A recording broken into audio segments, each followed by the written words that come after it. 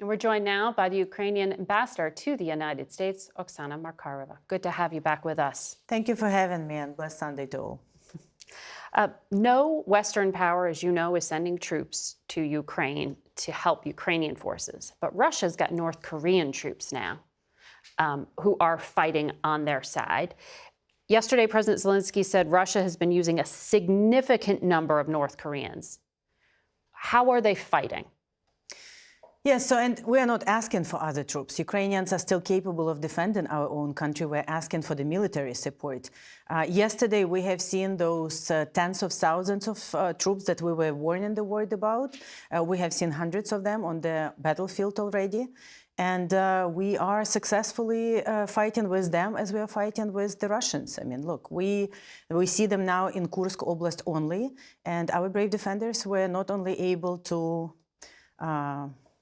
kill a lot of them, but also keep the positions. So it's difficult, of course, to see the reinforcement from this axis of evil, but it will not change anything for us. We will continue defending the very long line, whether it's in southern, eastern Ukraine, or whether it's our defensive operation in Kursk.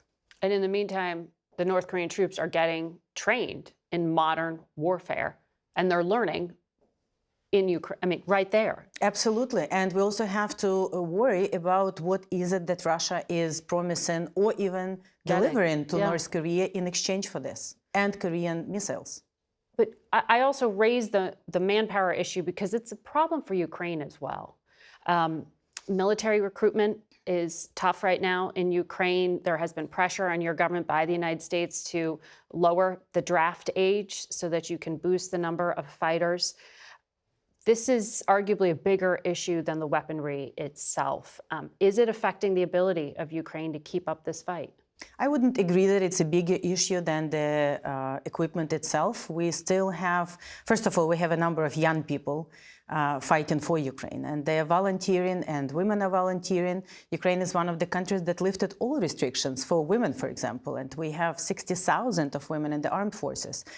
With the recruitment, the last changes to the law on mobilization already allowed us to create new brigades, which we are training now. And the problem is to have enough equipment to train them on so that we can actually not send to the battlefield like Russians do, right, unprepared, whether it's North Koreans or unprepared Russians, but to send soldiers who can do and deliver on a mission. And it's very important for us because every person matters for Ukrainians. Of course, there are challenges, and we have the plan and we know how to do it because, again, this is our home we are defending. So when it's necessary, all of us are going to be defending our country. But weapons and having more weapons, especially long range, especially something to counter these 3,000 glide bombs every month that Russians are sending against us. These missiles, both Russian and North Korean missiles. I mean, it's still a question of artillery and weapons and air defense, most importantly.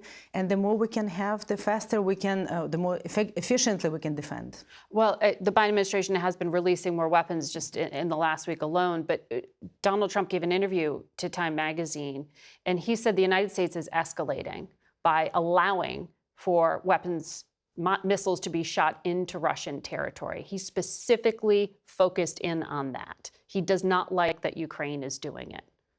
What does that mean for you on day one of the Trump administration?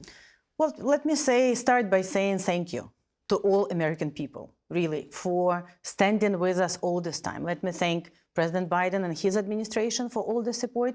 Let me thank President Trump. He is the one who made a historic decision to provide us with javelins, actually to provide us with lethal aid in the first place. Back in 2017. Yes. So right now, we have to do everything in order to stop Russia. And we know it could be stopped. It was recently stopped in Syria.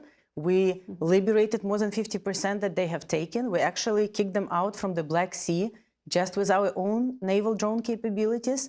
We can stop them. The more equipment we have, especially including the longer range equipment, in order to be able to degrade the attack capabilities faster, the faster they will either come to the table, because again, Ukraine wants peace. Nobody wants peace more than us. Ukraine was never a problem. We never initiated this conflict. And we negotiated at the first sites. Remember in 2022, when Russians started negotiations, they, of course, did not negotiate peace. They negotiated the pause. Right. As we just heard Congressman Waltz, who absolutely rightfully said, it has to be peace, not a pause. He was careful. He didn't give a lot of specifics as to what the Trump policy will be. But we do know that Viktor Orban was at Mar-a-Lago this past week, and he talks to Vladimir Putin, and he's talking about a Christmas pause. Do you see a chance for a Christmas ceasefire and prisoner exchange? This is very difficult winter. After Russia destroyed a lot of our energy infrastructure, and after, we are going through these difficult fights, both on the front line, but also civilians suffering from the deadly missile attacks. Just this past week. Yes. At the same time, every time Russia is talking about some ceasefire, they are lying. Russians are lying.